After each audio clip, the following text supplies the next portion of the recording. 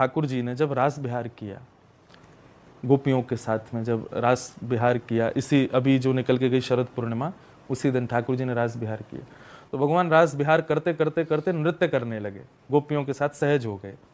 तो जैसे ही सहज हुए ना, तो महादेव क्या करते हैं, कैलाश पर बैठे नेत्र बंद करके 24 घंटे ठाकुर जी की लीलाएं देखते रहते हैं, चिंतन करते रहते हैं कैसी लीला चल रही है। तो जैसे ही ठाकुर जी नृत्य करने लगे तो महादेव अपने आप को रोक नहीं पाए, तुरंत पार्वती से बोले मैं जा रहा हूं। बोले कहां जा रहे हो? बोले वृंदावन जा रहा हूं। बोले क्यों? बोले बिहारी जी रास कर रहे हैं वहां पे। तो जैसे ही वृंदावन दौड़े, वृंदावन भागे भागे आए महादेव। जैसे ही वृंदावन पहुंचे तो गोपियों ने मार्ग रोक दिया। महादेव बोले भीतर जान दो, रास चल रहा है, मैं भी जाऊं। गोपियां बोली एक ही पुरुष अलाव है और वो श्री कृष्ण, उनके अलावा और कोई पुरुष भीतर नहीं जा सकता, माफ कीजिए आप तो पुरुष वेश में हो। महादेव बोले क्या करूं, कैसे करूं, कहां जाऊं? तभी महादेव ने एकांत में जाके, महादेव का नियम है, उनको जब भी प्रसाद पाना होता है तो वो अपना कमंडल आगे करके करते हैं, भिक्षाम देही। और कहीं भी जंगल में हो, पहाड़ पर हो, नदी के किनारे हो, तुरंत अन्नपूर्णा मैया प्रकट हो जाती हैं और उनका कमंडल भर देती हैं। अन्नपूर्णा माने पार्वती। तो जैसे ही कमंडल आगे किया, भिक्षाम देही, तुरंत अन्नपूर्णा मैया प्रकट हुई, कमंडल भरने लगी अन्न से। महादेव ने पीछे के बोले आज अन्न नहीं चाहिए। बोले तो? बोले आपका श्रृंगार दो मुझको, आज मुझे गोपी बनाओ। तब अन्नपूर्णा मैया ने उनका गोपी के रूप में श्रृंगार किया, नथनी पहनाई, कानन में कंडल लगाए, सर्प वर्प बैठे थे, इन सब जगह जाओ थोड़ी नानी के यहाँ घूम के आओ अपनी।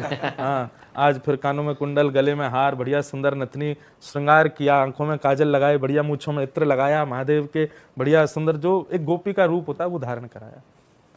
और गोपी का रूप धारण करके महादेव ने घूंघट कर लिया। अब जाओ।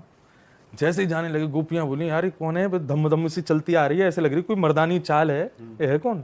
पैरों में बाल दिखाई दे रहे हैं, हाथों में भी केस दिखाई दे रहे हैं, मतलब कोई लग तो नहीं रहा कि स्त्री है। बोले पहले इसका रूप देखो।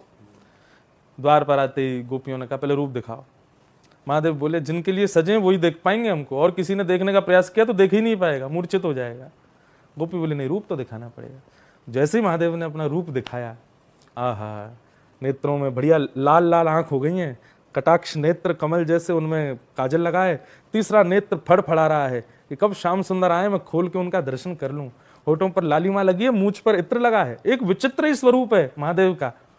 गोपियां तो देख के वही मूर्छित हो गई, ऐसी गोपी कभी देखी नहीं। महादेव बोले हम पहले ही मना कर रहे थे मत देखो, नहीं तो रोकने लायक ही नहीं बच्चों की। जैसे ही महादेव को ठाकुर जी ने भीतर से देखा, दौड़ करके गए और लेकर के वृंदावन में प्रवेश किया। और फिर महादेव के साथ गोपी वो बने और ठाकुर जी ने उनके साथ रास किया। तब से हमारे वृंदावन में गोपेश्वर महादेव विराजमान है।